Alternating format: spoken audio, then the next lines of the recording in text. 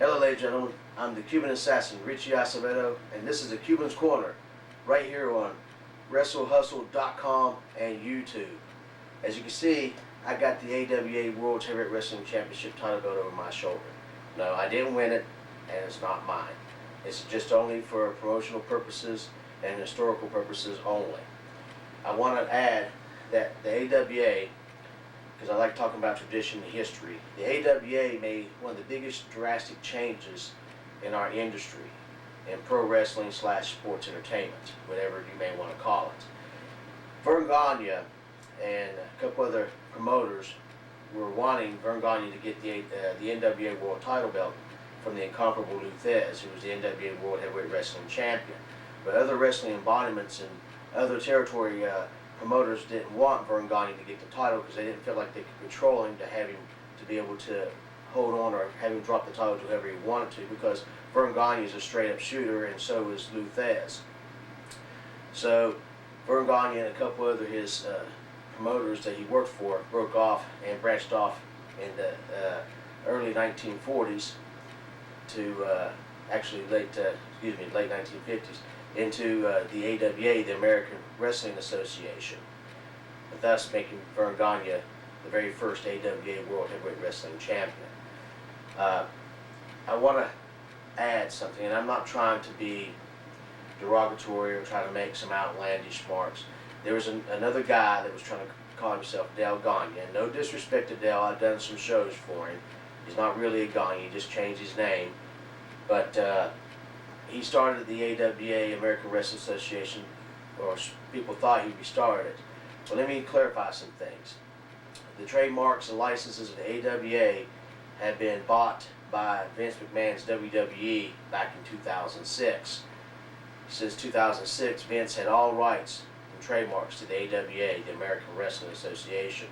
So anyone who wrestled for Dale Gagne's version of the AWA was not the AWA, and not only that, whoever held the title belt was not the actual AWA World Heavyweight Wrestling Champion. And that belt is not recognized by anyone around the world. I'm not trying to be disrespectful, because Steve Corino is a wonderful athlete, wonderful talent, a great guy.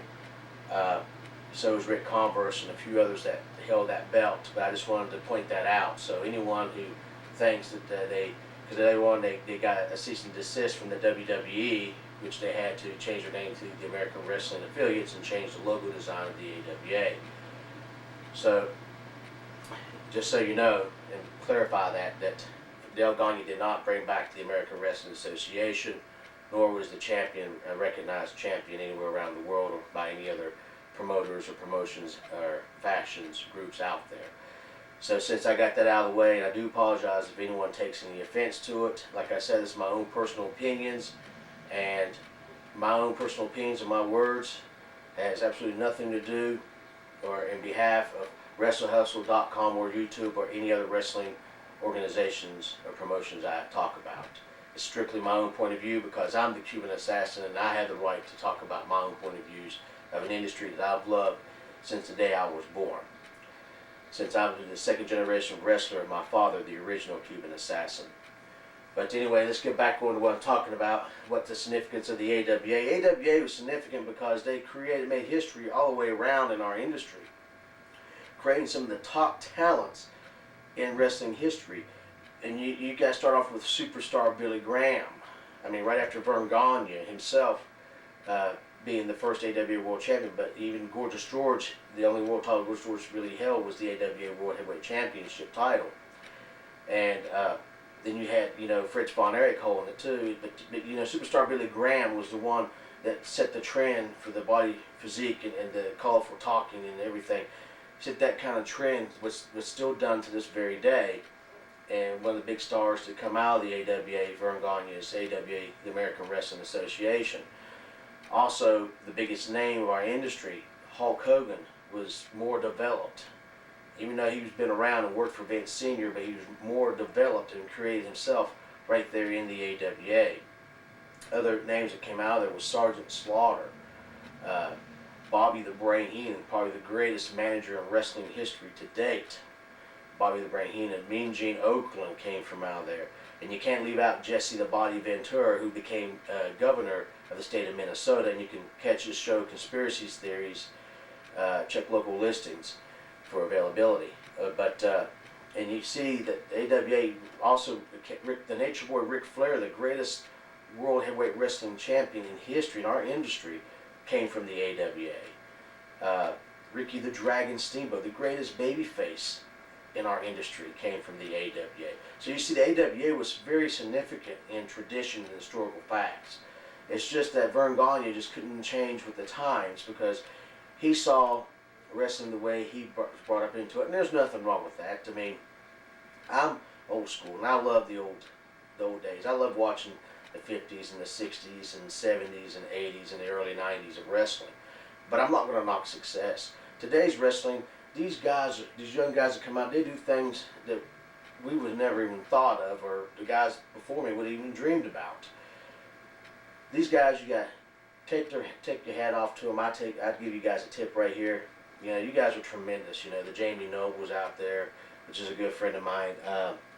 Also, along with other great talents you see up in WWE. I mean, you gotta commend them. They go out and put their bodies in harm's way, more harm's way than we did, and you gotta respect that. And that earns a lot of respect, because they're really keeping up a good tradition.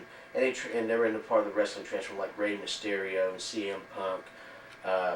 All these guys. I mean, Matt Bourne. You know, all these guys are very good, talented, you know, people. But AWA was so significant that they created a lot of good stars that came from the AWA, that Verne Gagne's camp, because they were trained in traditional bases and they were trained in an old school philosophy. But these guys were ready to break the barriers, and that's what Hulk Hogan did. He broke the barriers along with Vince McMahon and just rethought and rechanged everything of wrestling. And that's why I want to think that we should take a time to look at Verne Gagne's camp, the AWA, the American Wrestling Association, and thank goodness that they came into existence, because they set the trend of creating other new ideas. After the AWA, then Vince McMahon Sr. broke off with his Worldwide Wrestling Federation in the 1960s, early 1960s, which is now known as the WWE, World Wrestling Entertainment. And it gave the idea principle for Jerry and Jeff Jarrett to open up TNA, and thank goodness that there's a TNA out there, so there's another company these guys can go to work for besides just WWE. And my hat's off to all the guys in TNA. I mean, they're really hard workers. The women, everybody works hard, and that not knocking WWE. Everybody works really hard in the WWE too. Don't get me wrong, all right. Being in the wrestling profession, being in this industry, is not an easy industry to be in, because you got to literally start from the bottom and work your way all the way up top. You got to really start from the very bottom of the independence, and now paying dues is trying to find your way to get into TNA or WWE, or to get to the international, to go to Japan or wherever the money may be.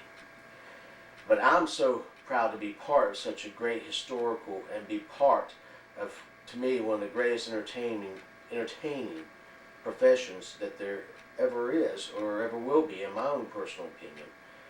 And I like to commend the AWA, Verne Gagne, and the American Wrestling Association, every name that came out from the AWA, from Hulk Hogan to Ric Flair to Ricky Steamboat, Billy Graham to Jesse Ventura to Adrian Adonis to Bobby the Brain Heenan to Wendy Richter to every single person, you know, and my hat also goes off to Greg Gagne, because he could have made the jump to work for Vince and he didn't. He stood by his dad's side, and that's got to say that earns respect. And as much as Verne Gagne was inducted to the WWE Hall of Fame, I think Greg Gagne's name should be there as well. And and it's also the place where the Road Warriors came from. They were trained by Ray Sharkey in the AWA wrestling camp there, and that's where the greatest tag team of all time came from. So you see how historical the American Wrestling Association has been to our profession, to our industry. So let's always remember our past, because we have the most valued history other than the history of the world and the biblical history. The wrestling is the third greatest history of all time. And that's my own personal opinion, because I'm the Cuban assassin, and I can say that. And this has been the Cuban's Corner for this week. I'll check you again next week right here on WrestleHustle.com and YouTube. Hey, I like to see you guys at the arena, so go out and support your local independent wrestlers, all right? They're the future stars of TNA and WWE. Cuban Assassin signing off. See you next week.